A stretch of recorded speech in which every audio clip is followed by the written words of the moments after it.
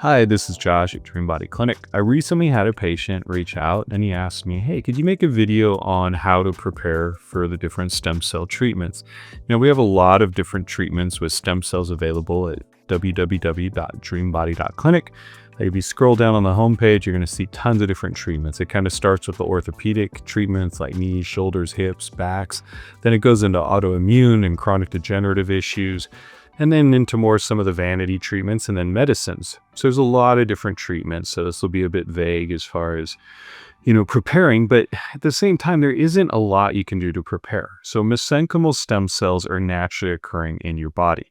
They live on the outside of capillaries throughout your body, and they're called pericytes. So you're kind of hanging on like an octopus on the outside, hanging on there. They're shooting out different signals, helping out. When they detect injury or inflammation nearby, they come off and they go there, and that's when we consider them a mesenchymal stem cell. So technically the same thing, both instances, but that gives you a better idea of where they're at in the body. Now, they work via the paracrine effect. It's those signals they send out that guide all of this. As we age, we have fewer and fewer mesenchymal stem cells, which is why we tend not to heal as good as we get older.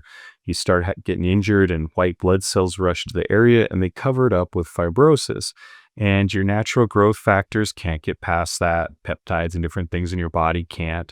So you're kind of stuck until you come and do like a treatment with us. So let's say your knee hurt, right?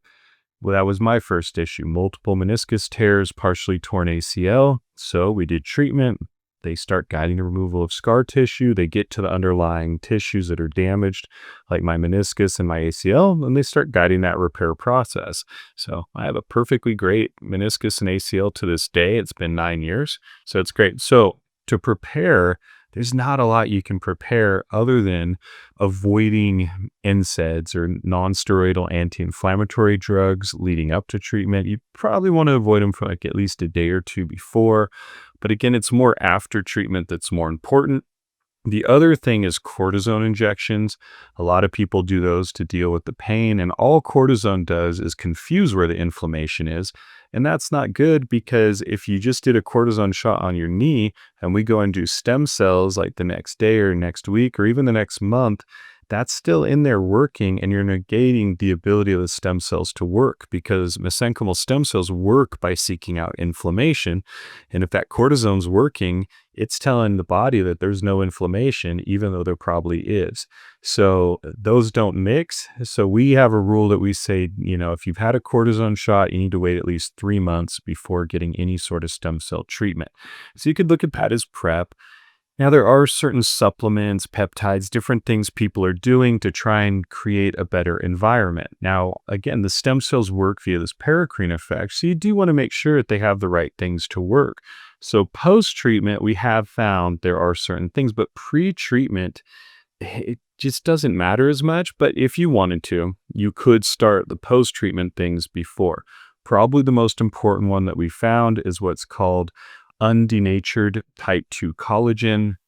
This is a really great product that type of collagen specifically, because there's a lot of different types of collagen, right? So there's type 1, type 2, type 3, type 5, type 10. You've got all these different collagens. Undenatured means that the molecule has not been compromised. It's not desiccated or chopped up. And it's there. It's like a perfect building block for the stem cells to use. So undenatured type 2 collagen is great. Probably better to start it before treatment, but most important after. We can thank a good friend of the clinic, Yoni Witten, great chiropractor. You should look him up. He's really, really good with post-treatment type care, physical rehab stuff. He has a brand at painfixprotocol.com. It's on the treatment pages, but there are other options, right? If you go on like Amazon, you'll find others. Like here's one I had a while ago. This is a blend, actually. It's got type 1, type 2, type 3, 5, 10. It's got some vitamin C, a bunch of other things. So there are options. And, I've had patients with amazing results that consistently, like the outliers that I talk to, when I talk to patients on follow-up, I'm like, hey, any supplements you took that really made a difference? And consistently, undenatured type 2 collagen has been one of those where, one lady went from stage 3 arthritis to 100%. And that does happen, but it's much less common than, say, stage 1 or stage 2. If you watch Yoni's video, it's on the lower back treatment page. You'll see he more than doubled his disc height. So undenatured type 2 collagen is huge. And that's the main one, right? That's the one where I can say I've talked to enough people that have said that is what really helped them. Now, there are other things you can do to put yourself in a good position. Obviously, diet is huge. If you're eating a lot of, foods that cause inflammation in your body, that's not so great because now those cells are going to target where the inflammation is, and we want them to target what's inflamed when you're not causing inflammation. So everyone's a bit different, though. Diet gets tricky, right? For some people, a carnivore diet's the most anti-inflammatory. For others, it's keto. There's so many different diet options, and I'd love to tell you there's a single one that works for everyone. There isn't. Everyone's a bit different. But there are a lot of different supplements you can take that can help put you in a good position. Another thing that's really huge is sleep. So I don't really have much issues with sleep, but when I do, and when I want to make sure I get a really, really deep, good sleep, because you heal when you sleep, my combo is melatonin. I really like this brand Carlisle because it's a sublingual pill. Just put under your tongue. It's kind of sweet. I don't like that about it. Probably a little sugarier than I'd like because I don't just take one pill. They're 12 milligram. I typically will take 3 of those. I found that one pill doesn't do much, but once they start getting to higher doses, I see really good results. Now, I learned this from Dr. Orenikoff. He's one of the top eye surgeons there in Beverly Hills. It's from Russia, also has a PhD in molecular biology. He's super smart. And he was telling me how he was a part of a study in the past where they were doing up to 100 milligrams sublingually of melatonin and found out that it is more antioxidant than even glutathione. So vitamin C, glutathione, very antioxidant, very good for healing, but melatonin even higher at these bigger doses. Now, people get concerned, doesn't that shut down your natural production? Well, it turns out it doesn't, so that's not a problem. Dr. Renikoff was telling me as we age, the pineal gland starts to calcify and produce less melatonin, and it can affect your sleep. So that's really good. Now, if you want to hit it even harder, the next trick is valerian root. So I always remember from the movie Fight Club where he tells him, the Ed Norton character, hey, you should, take some valerian root, chill out. And turns out it's really good. Smells horrible. Like I can smell it right now. Not a great smell, but I'll put it in some tea at night with some honey to kind of get rid of that kind of foul smell and taste it has. But you take a tea with that. I'll usually do a kava tea. Kava is a good one to take because what kava does is it hits the GABA receptors, very similar to the way like drinking a beer would do, but without the alcohol. So alcohol disrupts sleep. I want that GABA, regulation, but I don't want to add the alcohol. So I take a kava tea. I'll put some valerian root, take some of those melatonin, boom, lights out.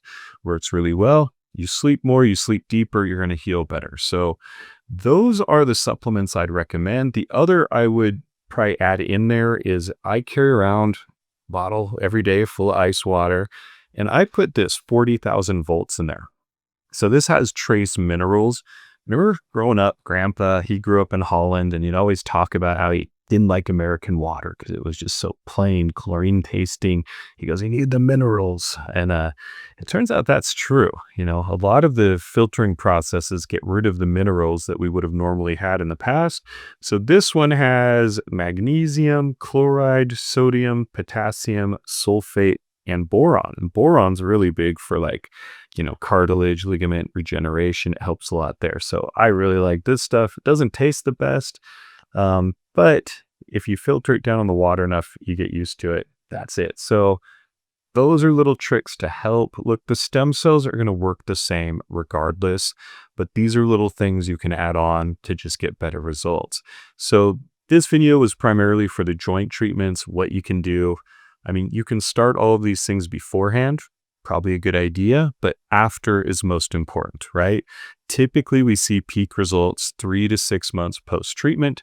So I hope that list helps you. Sorry, the video was a bit long, but I wanted to go through all of this.